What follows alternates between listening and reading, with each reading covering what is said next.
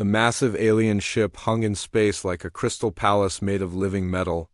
Captain Zethkar stood on the bridge of the Nexus Crown with his forearms crossed behind his back. His blue crystalline skin caught the light from distant stars. As he watched the small human shuttle approach his vessel, the Vorthani captain felt proud as he looked at his beautiful ship with its flowing curves and biotech systems that pulsed with soft light today would mark the first official contact between his people and the humans who had built a colony on the planet below. The Vorthani were known across the galaxy as the most advanced race in technology and culture. Their ships could bend space and time. Their weapons could destroy entire moons.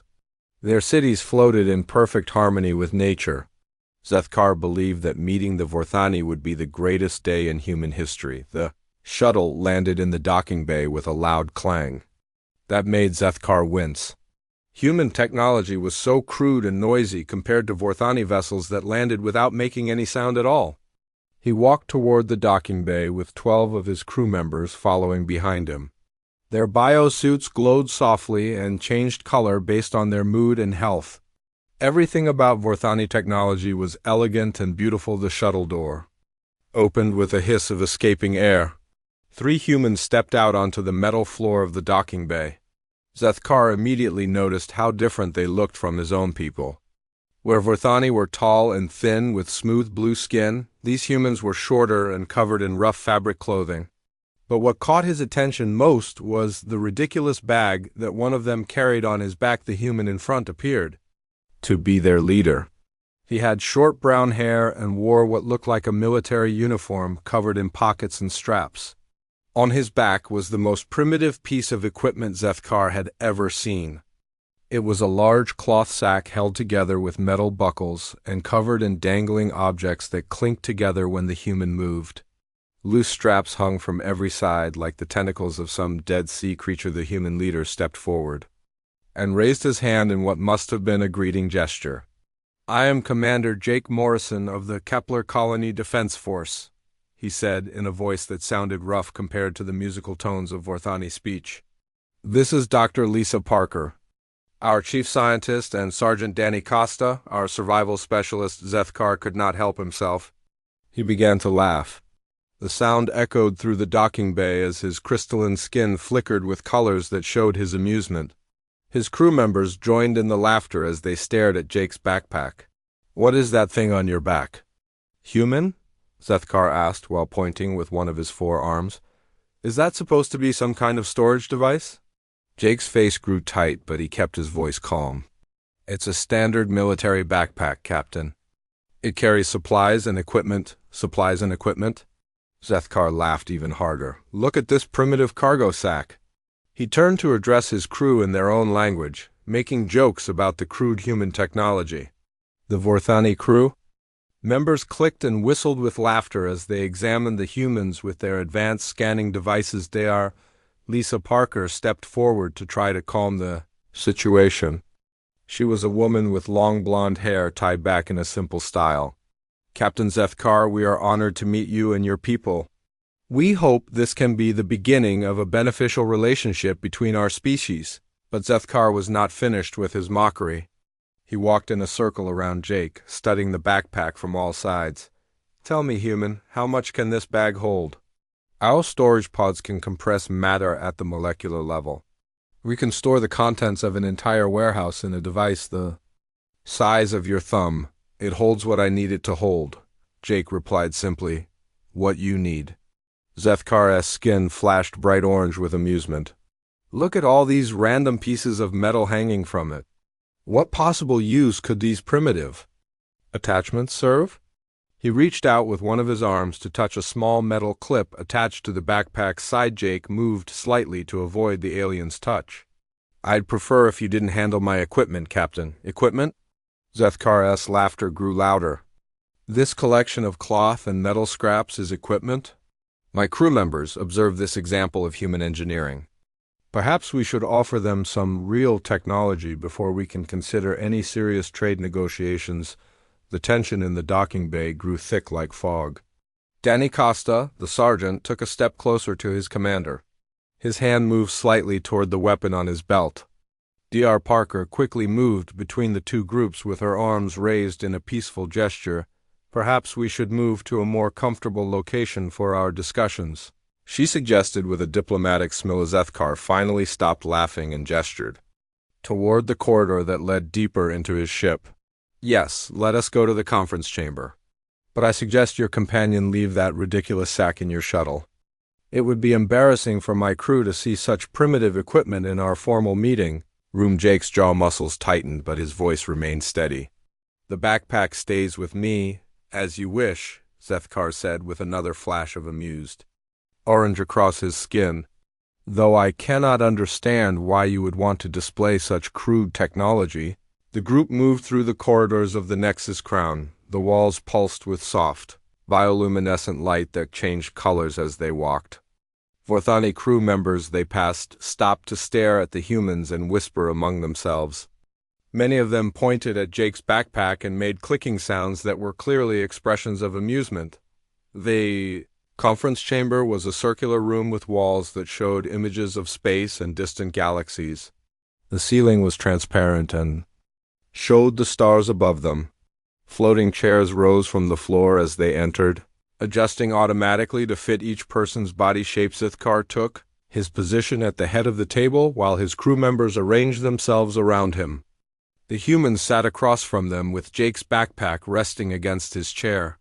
The alien captain could not stop staring at the primitive bag with all its straps and dangles. Now then, Zethkar began, let us discuss what the Vorthani Collective might be willing to offer your people in exchange for access to your planet's mineral resources. Dr. Parker opened a small device that projected holographic images into the air above the table. Our colony has developed some interesting technologies that might be of value to your people. We've created new methods for terraforming that could help settle hostile worlds. But Zethkar barely listened to her presentation. He kept looking at Jake's backpack and making small comments to his crew about human primitiveness. When Dr. Parker showed images of human cities and spaceships, he dismissed them as crude copies of better Vorthani designs. Your structures are so simple, he said with a wave of his hand. Your ships are loud and inefficient. Even your clothing is made from dead plant matter instead of living biofabric like ours. How can you expect to trade with an advanced civilization when you still carry your belongings in cloth bags? Jake finally spoke up. Captain, our equipment may look different from yours, but it serves our needs effectively. Zethkar's skin flashed with mocking colors. Human, that bag on your back is held together with metal fasteners that could break at any moment. Our storage systems are grown from living crystal and can repair themselves if damaged. Your primitive methods might work for camping trips, but they have no place among civilized species. The insults continued as Zethkar grew more confident in his superiority. He made jokes about human appearance, human technology, and especially about Jake's backpack. His crew members encouraged him with their laughter and clicking sounds of approval. Dr. Parker tried several times to redirect the conversation toward serious negotiations, but Zethkar seemed more interested in demonstrating his people's superiority than in actual trade discussions. He showed off various Vorthani devices that could do amazing things, always comparing them unfavorably to human equivalents. The meeting was interrupted suddenly when alarms began sounding throughout the ship. A Vorthani crew member rushed into the conference chamber and spoke rapidly in their musical language. Zethkar's skin changed from amused orange to worried purple as he listened. What's happening? Dr. Parker Zethkar stood up from his floating chair. There is a massive ion storm approaching our position, much larger than our sensors predicted. He paused and looked at his crew with growing concern. We may need to seek shelter immediately, but then his pride took over again. Zethkar straightened up and crossed his arms. However, Vorthani technology is far superior to anything nature can create. We will remain here and show you humans how an advanced civilization deals with simple weather. Jake stood up and lifted his backpack onto his shoulders. Captain, ion storms can be extremely dangerous. Maybe we should return to our shuttle and head for the planet's surface. Nonsense, Zethkar replied with a dismissive gesture. The Nexus Crown can handle any storm. You will see that Vorthani engineering is far beyond your primitive understanding. The alarms grew louder, and the ship began to shake slightly. Through the transparent ceiling, they could see dark clouds of energy approaching through space like a wall of lightning. But Zethkar refused to show any concern in front of the humans. He had been mocking, prepared to witness true technological superiority. The ion storm hit the Nexus crown like an invisible hammer. The beautiful bioluminescent walls that had glowed with soft colors suddenly flickered and went dark. The floating chairs crashed to the floor as the ship's gravity systems failed. Zethkar stumbled backward as his pride was replaced by growing terror. Report, he shouted to his crew members in their musical language.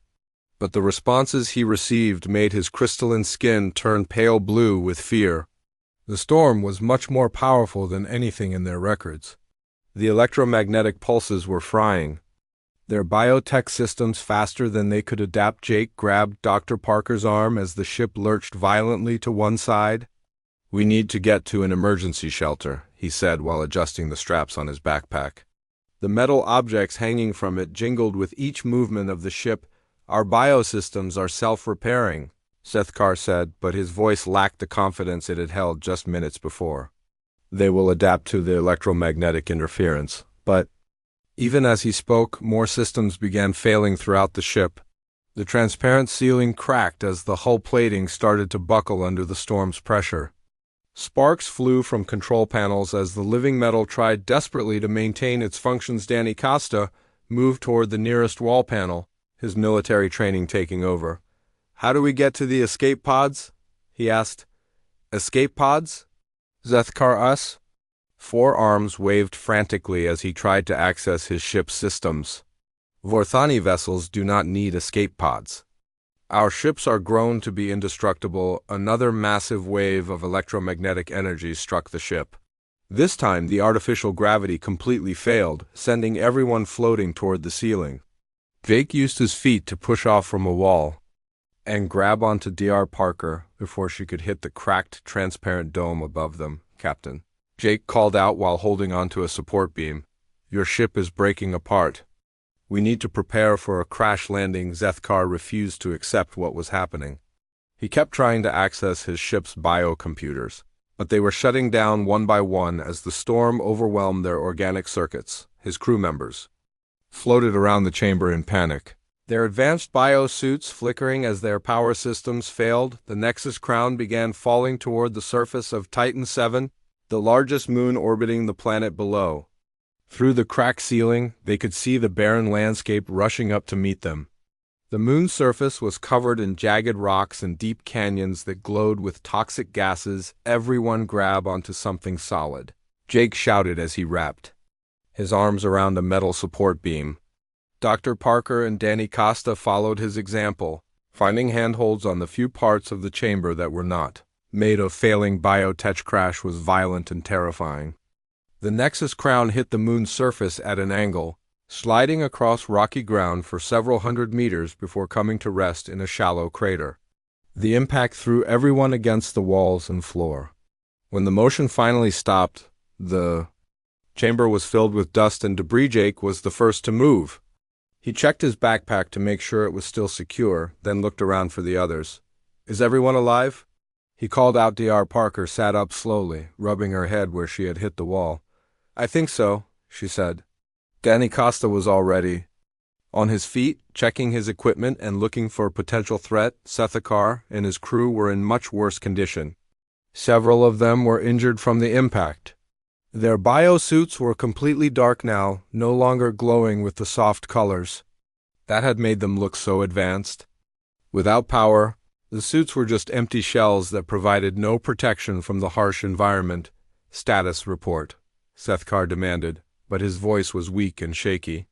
His crew members tried to activate their equipment, but nothing worked. The electromagnetic storm had fried every piece of Vorthani technology on the ship. Jake stood up and moved toward the damaged wall where he could see outside. The moon's atmosphere was thin and toxic, glowing with an eerie green light. The temperature was already dropping as the moon moved away from the sun in its orbit. "We need to assess our situation quickly," he said. "Our situation?" Zethkar Skin flashed with angry red colors. "This is your fault, human. If you had not distracted us with your primitive presence, we would have detected the storm's true power." "Captain," Dr. Parker said firmly, "blame won't help us survive. We need to work together to get through this." Danny Costa had found a crack in the hull where they could see outside. "The air out there is poisonous," he reported. "Temperature is dropping fast. We're going to need shelter, water, and a way to signal for rescue." Zethkar turned to his crew members and spoke rapidly in their musical language. But their responses only made his skin turn paler blue with despair. Their communication systems were dead, their environmental suits were not working, their food synthesizers were offline. Even their basic survival equipment had been destroyed by the electromagnetic pulses. "How long can we survive in here?" Jake asked while examining the damaged walls and ceiling. "Not long," Dr. Parker replied after checking her handheld devices. "The hull is cracked in multiple places. We're losing atmosphere slowly but steadily. And the temperature outside is going to drop to -40 degrees when this moon enters its night cycle." The Vorthani crew members began making distressed, clicking sounds as they realized how desperate their situation had become. Without their advanced technology, they were helpless. They had never learned basic survival skills because their machines had always taken care of everything. Jake walked over to where his backpack had landed during the crash. He picked it up and began examining it carefully for damage. The cloth was torn in one small place, but the metal fasteners and straps were still solid. All the objects hanging from it were still securely attached. "What are you doing?" Zethkar asked with irritation in his voice. "Checking my equipment," Jake replied. "Simply your equipment?" Zethkar's skin flashed with the same mocking orange it had shown in the docking bay. "Human, we are stranded on a hostile moon with no power, no heat, and no way to call for help. What possible use could your primitive bag serve in this situation?" Jake did not answer immediately. Instead, he began removing items from various pockets and compartments in his backpack. He laid them out on the floor in an organized pattern that only he seemed to understand. Dr. Parker moved closer to watch what Jake was doing. She had worked with him for 3 years on the colony and had learned to trust his judgment in dangerous situations. "What do you need us to do?" she asked. "First, we need to find the most stable part of this wreck for shelter," Jake said while continuing to sort through his equipment. "Then we need to seal the air leaks and find a way to maintain temperature when night falls." Danny Costa nodded and began examining the damaged chamber more carefully. "The rear section looks most intact," he reported. "Fewer cracks in the hull, and there's still some structural support." Meanwhile, Zethkar and his crew watched in growing confusion as Jake continued unpacking his backpack. The human removed objects that looked like random pieces of metal, coils of thin rope, small containers, and folded pieces of fabric. To Vorthani eyes, it all looked like worthless junk. "This is madness," Zethkar muttered to his crew in their own language. "The human thinks his primitive tools can save us when our advanced technology has failed." But Dr. Parker was beginning to see a pattern in what Jake was doing. She had studied human engineering principles and understood that their equipment was designed very differently from Vorthani technology. Where aliens built specialized tools for specific purposes, humans created adaptable systems that could serve multiple functions. "Jake," she said quietly, "are you thinking what I think you're thinking?" Jake looked up from his equipment with a slight smile. "The backpack isn't just for carrying things, Lisa. It's designed to become whatever we need it to become." He stood up and began examining the backpack itself more carefully. The cloth material was tougher than it appeared, made from synthetic fibers that could resist extreme temperatures.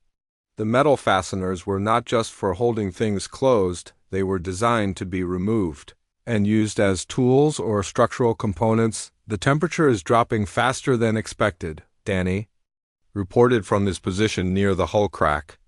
"We've got maybe 2 hours before it becomes life-threatening." Jake nodded and began working with focused efficiency. He started removing sections of his backpack that Zethkar had not even realized were separate pieces. The main body of the pack could be unfolded and expanded. The straps could be detached and reconfigured. The metal objects hanging from it were actually components of a larger system. Zethkar watched in growing amazement as Jake's primitive bag began to transform into something entirely different. The mockery died in his throat as he realized that the humans' crude equipment might be their only hope for survival. Impossible, he whispered as Jake continued working. It is just a cloth sack with metal pieces, but Dr. Parker was already moving to help Jake with his work. She understood now why human colonists had survived on dozens of hostile worlds while more advanced species had failed. Their equipment was not designed to look impressive. It was designed to keep them alive when everything else failed. As the temperature continued dropping and night approached on the alien moon, Jake's backpack began its first transformation. The temperature outside had dropped to -30 degrees and was still falling.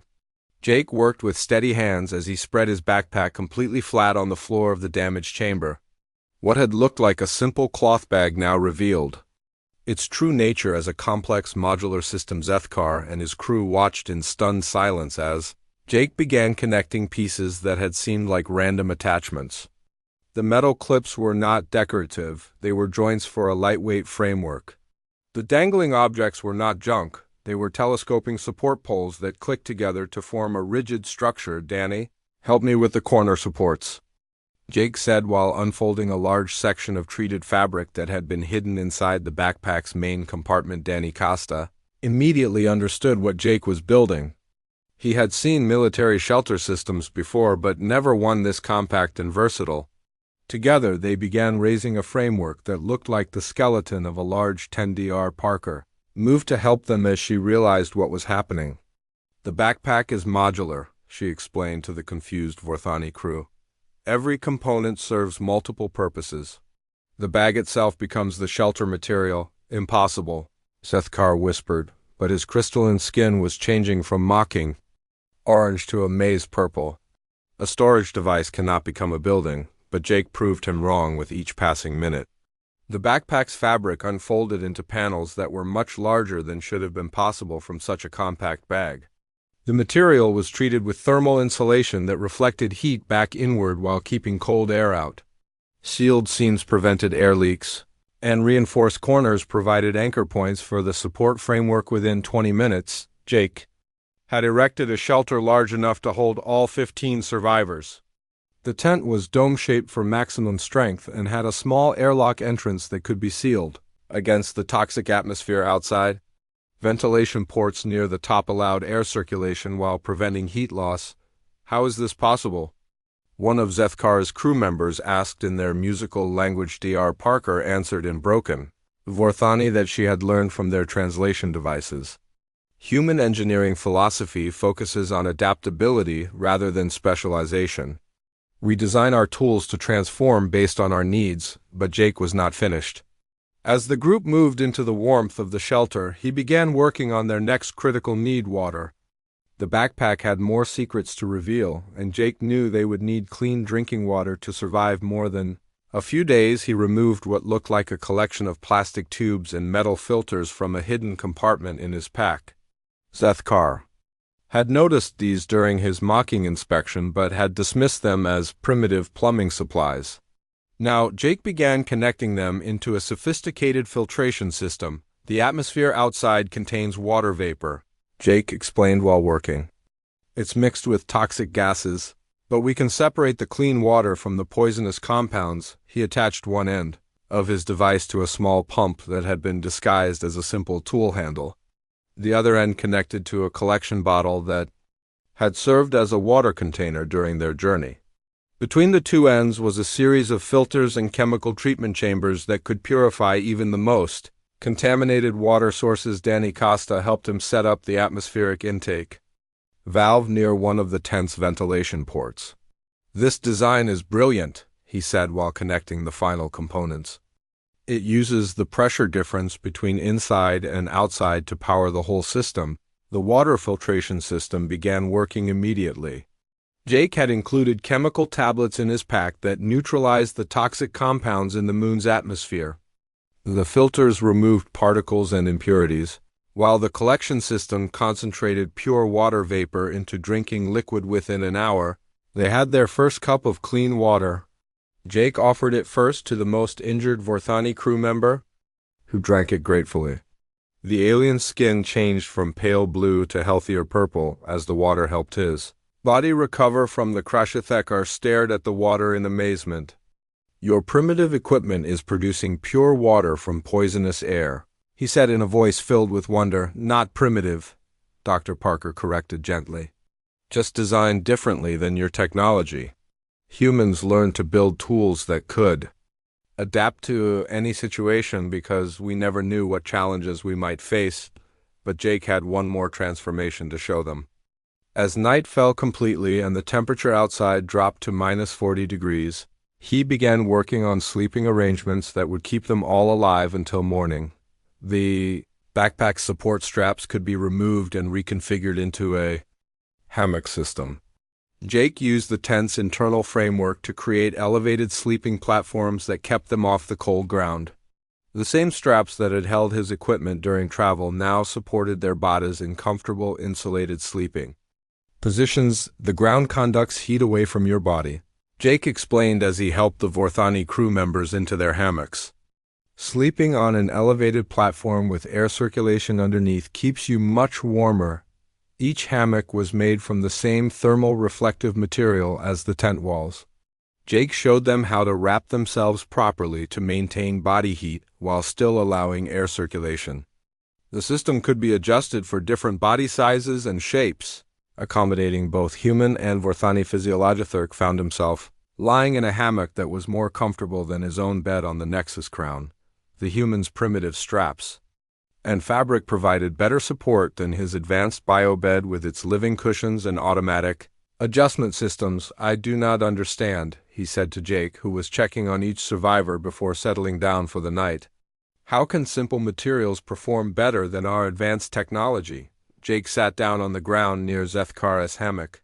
His voice was patient and without any trace of the mockery that the alien captain had shown him.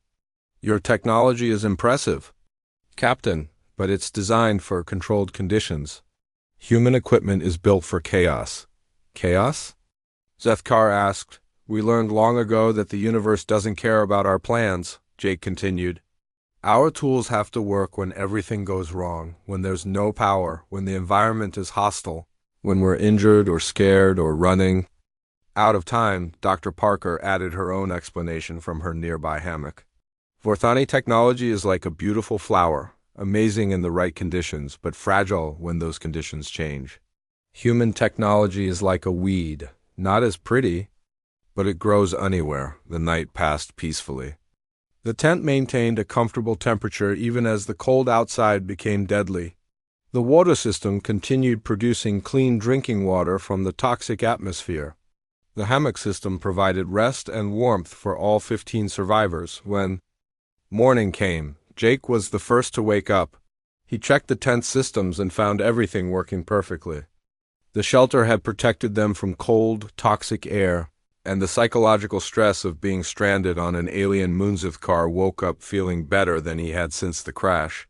His crystalline skin showed healthy blue colors as he climbed down from his hammock. Human Jake, he said formally, I owe you an apology. No need for apologies, Jake replied while checking on the injured crew members. We're all in this together now, but Zethkar insisted on speaking. I mocked your equipment without understanding it. I called it primitive when it was actually more advanced than anything my people have created. Different, Jake corrected. Not more advanced, just designed for different purposes. As the survivors prepared for their second day on the hostile moon, more of the backpack's capabilities became apparent. Jake removed additional components that could serve as tools, weapons, or medical supplies. The seemingly random collection of objects revealed itself as a carefully planned survival system. Danny Costa worked with Jake to expand their shelter using materials salvaged from the crashed ship. They incorporated Vorthani biometal that was still functional into their human framework, creating a hybrid structure that was stronger than either technology alone. Dr. Parker began teaching some of the Vorthani crew members how to operate the water filtration system. She explained human engineering principles while they worked together to maintain their life Support systems, your people think very differently about problems. One of the aliens observed through their translation device. We have to, Dr. Parker replied. Earth was never a safe or predictable place. Our ancestors survived ice ages, volcanic eruptions, floods, droughts, and countless other disasters. We learned to build tools that could handle anything. The day brought new challenges as the survivors realized they might be stranded for several days before rescue arrived. Their food supplies were limited, and the moon's environment offered no obvious sources of nutrition, but Jake's backpack had more secrets to reveal. The components could be reconfigured again to serve new purposes. What had been a tent, water filter, and hammock system could transform once more to help them find food and signal for a rescue. Zethkar watched Jake work with growing respect and amazement. The human's crude bag was revealing itself to be the most sophisticated piece of survival equipment the alien captain had ever seen. Every strap, pocket, and attachment served multiple functions in an elegant system of interconnected tools. How many different things can your pack become? On the third day, their food supplies ran dangerously low. The Vorthani crew members had brought enough biopaste for a short diplomatic meeting, not for an extended survival situation. Jake's military rations were more substantial, but not enough to feed 15 people for much longer. Zethkar watched with growing concern as his crew members showed signs of hunger and weakness. Their crystalline skin was losing its healthy color, and some of them were having trouble staying alert. What can we do about food? He asked. Jake was already working on the problem. He had spent the morning reconfiguring parts of his backpack into hunting and foraging equipment. The metal clips that had held his pack together could be shaped into hooks and snares. The thin cords that had seemed like simple tie-downs were actually strong fishing lines rated for heavy loads. There might be small animals or edible plants on this moon, Jake explained while crafting a trap from backpack components. The toxic atmosphere doesn't mean everything here is poisonous to us, Dr. Parker had been studying samples of the moon's soil and rock formations with her handheld devices. I'm detecting organic compounds in some of the crater areas, she reported. There could be primitive life forms that we can eat safely. Danny Costa helped Jake set up hunting snares in areas where they had noticed small tracks in the rocky soil. The traps were simple but effective, designed to catch creatures without harming them unnecessarily. If there's life here, it's probably small and quick, Danny observed, but Jake's pack had more sophisticated food-gathering tools hidden in its design. He removed what looked like a simple magnifying glass and combined it with a reflective metal surface to create a solar cooking device. The focused sunlight could heat food or purify water without requiring any power source. Your magnifying glass becomes a cooking tool? Zethkar asked in amazement. And a fire starter, signal mirror, telescope, and surgical lens. Jake replied while adjusting the device to capture maximum sunlight. Human tools are designed to serve many purposes by evening. Their traps had caught several small creatures that looked like cross between lizards and insects. Dr. Parker tested them with her chemical analysis kit and declared them safe for consumption. Jake used his solar cooker to prepare them in a way that was palatable even for the Vorthani crew members. This tastes better than our biopaste. One of the aliens admitted while eating the cooked creatures. The success with food gathering led to other discoveries about the backpack's capabilities. Jake showed them how the pack's framework could be reconfigured into digging tools for finding underground water sources. The same straps that had supported their hammocks could be woven into nets for catching larger amounts of food. On the fourth day, Jake demonstrated the pack's signaling capabilities. Components that had served as tent supports could be assembled into a transmission antenna. The solar cooking mirror became a signal reflector that could flash messages across long distances. Chemical compounds stored in small containers could create bright flares visible from space. You are sending a message to your colony? Zethkar asked as Jake worked with the improvised communication device to anyone who might be looking for us. Jake replied, your people, our people. Tossing ships, whoever sees the signal first, but the most impressive transformation came when Jake tackled their need for better tools and weapons. The backpack's metal components could be reshaped and combined into knives, spears, and even a simple crossbow for hunting larger game. The process required strength and skill, but Jake had trained for exactly these kinds of situations. Danny Costa worked alongside Jake to create a workshop area using salvaged materials from the crashed ship. They combined human adaptability with Vorthani biometal to forge tools that were superior to either technology alone. Your people are natural engineers, Zethkar observed while watching them work. You see possibilities where we see only problems, Doctor. Parker spent her time teaching Vorthani crew members about human survival philosophy. She explained how their ancestors had learned to thrive in hostile environments by being creative and adaptable rather than relying on advanced technology. Earth was never kind to us, she told them while they worked together to expand their water collection system. Ice ages, volcanic eruptions, asteroid impacts, climate changes, our planet tried to kill us regularly. We learned to survive by being flexible, but your technology is so simple compared to ours, one of the Vorthani crew members said through their translation device. Simple but reliable, Dr. Parker replied. Your biotechnology is amazing, but it needs specific conditions to function. Human tools work in any environment because they don't depend on complex systems. The conversation continued as they worked together on various survival tasks. The Vorthani crew members began to understand that human primitiveness was actually sophisticated adaptability. Where they had built specialized solutions for known problems, humans had created flexible tools for unknown challenges. On the fifth day, Jake's backpack revealed its most impressive capability yet. He began assembling components into what looked like a small laboratory. Chemical testing kits that had been disguised as first aid supplies could analyze local materials for useful properties.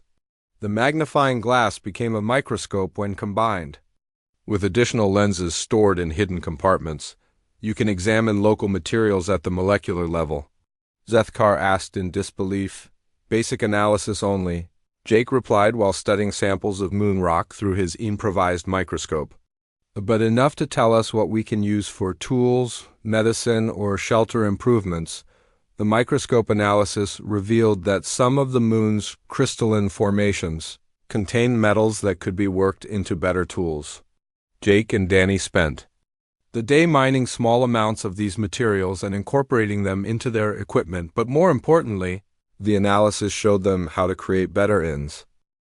The rescue ships arrived at dawn on the seventh day, their engines creating thunderous echoes across the rocky landscape of Titan 7. Jake stood outside the shelter watching two very different vessels approach their position, a sleek Vorthani bioship that seemed to flow through the air like liquid metal, and a sturdy human transport with angular lines and powerful thrusters. Both ships landed carefully near the crash site of the Nexus Crown. Rescue teams emerged wearing full environmental suits to protect them from the moon's toxic atmosphere.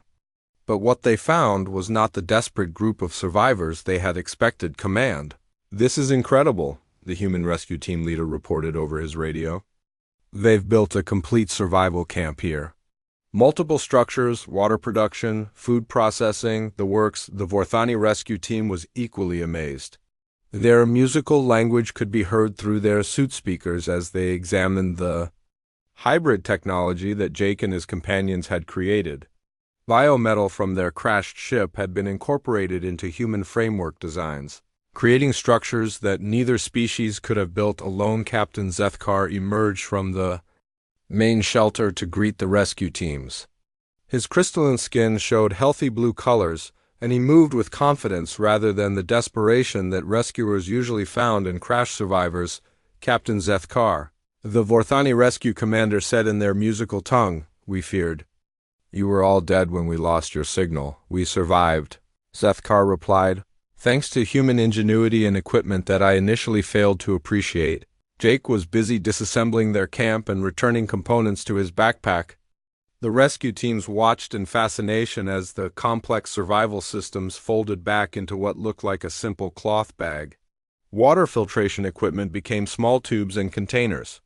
The tent framework collapsed into metal clips and support rods. The hammock system returned to its disguise as carrying straps. "That's impossible," the human rescue team leader said while watching Jake work. How does all that equipment fit in such a small pack? Modular design and multi-purpose components, Dr. Parker explained while helping to break down their laboratory area. Every piece serves at least 3 different functions, and the whole system can be reconfigured based on what we need. Danny Costa was working with some of the Vorthani crew members to salvage useful materials from the Nexus Crown wreckage. The aliens had learned human salvage techniques during their week on the moon, and they worked efficiently to recover anything that might be valuable. Your crew has adapted well to the situation, the Vorthani rescue commander observed to Zethkar. They have learned much about survival from our human companions, Zethkar replied. We all have as the evacuation proceeded. Both rescue teams took detailed recordings of the hybrid camp that the survivors had built. The combination of human adaptability and Vorthani materials had created innovations that impressed engineers from both species. Jake finished packing his backpack and lifted it onto his shoulders. To the rescue teams, it looked exactly like it had when he first arrived on the Nexus Crown, a simple military pack with straps and metal attachments. Only the survivors knew the incredible capabilities hidden within its modest appearance. Ready to go home? Dr. Parker asked him. Ready? Jake replied, but he paused to look around at the camp they were leaving behind. Though I have to admit, we did good work here. The journey back to civilization was subdued but peaceful. The human survivors rode in their rescue ship while the Vorthani crew traveled in their bio-vessel. But the separation was temporary. Both ships were heading to the same destination for medical evaluation and debriefing during the flight. Zethkar spent his time writing a detailed report about their survival experience. He documented every transformation of Jake's backpack, every innovation they had discovered, and every lesson they had learned about human engineering philosophy. This report will change how our people think about technology, his second-in-command observed while reading over his shoulder. I hope so, Zethkar replied. We have become too dependent on our advanced systems. These humans have shown us that sometimes the most sophisticated technology is the kind that works when everything else fails. Meanwhile, on the human ship, Jake was being debriefed by military officials who wanted to understand exactly how 15 people had survived for a week on one of the most hostile worlds in the sector. The backpack performed exactly as designed, Jake reported. Modular components allowed us to create shelter, water purification, food processing, tools, weapons, communication equipment, and medical supplies from a single piece of gear. And the Vorthani crew adapted to using your equipment? The debrief officer asked. They learned fast, Jake replied. Turns out that intelligence and problem-solving ability are universal traits. They just needed to learn to think differently about technology. Both ships arrived at the space station orbiting Kepler 442b, where the original trade negotiations were supposed to have taken place. Medical teams examined all the survivors and found them to be in remarkably good health considering their ordeal. But the most important meetings took place in the diplomatic chambers where Zethkar and Jake reunited to continue the discussions. That had been interrupted by the Ion Storm Commander Morrison. Zethkar said formally when they met again. I owe you and your people a debt that cannot be repaid. No debt, Captain, Jake replied. We helped each other survive. That's what people do. Nevertheless, Zethkar continued, I must apologize for my behavior during our first meeting. I mocked your equipment and your people without understanding either. My arrogance nearly cost all of us our lives. Jake set his backpack on the conference table between them. Captain, your people's technology is incredible. Your biosystems, your energy manipulation, your materials science, all far beyond what we can do. But maybe there's value in combining our approaches. Dr. Parker joined the conversation with a proposal that she had been developing during their rescue flight. What if we created a joint research program?